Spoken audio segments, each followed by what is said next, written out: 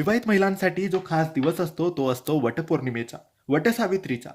पतीच्या दीर्घायुष्यासाठी तोच पती साथी जन्मी मिळावा, त्या पतीवर कोणती अडचण, संकट, समस्या यायला नको, त्याची प्रगती व्हावी यासाठी वटपौर्णिमेच्या दिवशी विवाहित महिला व्रत करतात, वडाचे पूजन करतात.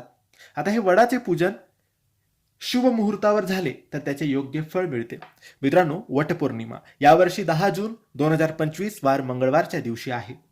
आणि वडाचे पूजन विवाहित महिला करणार असाल तर शुभ मुहूर्तावरच करा, कारण यावेळेस पौर्णिमा 10 जूनला सुरू होणार आहे आणि 11 जूनला संपणार आहे. परंतु पौर्णिमा ही सकाळी 11 वाजून 35 मिनिटांनी सुरू होईल आणि दुसऱ्या दिवशी 11 जूनला दुपारी 1 वाजून 13 मिनिटांनी संपणार आहे. तर तुम्हाला जर वटपौर्णिमेच्या दिवशी वडाचे पूजन करायचे असेल आणि विवाहित महिलांच्या ओटी भरायच्या असतील तर 11 वाजून 35 मिनिटांनंतरच तुम्ही वडाचे पूजन आणि विवाहित महिलांच्या ओट्या भरायच्या आहेत.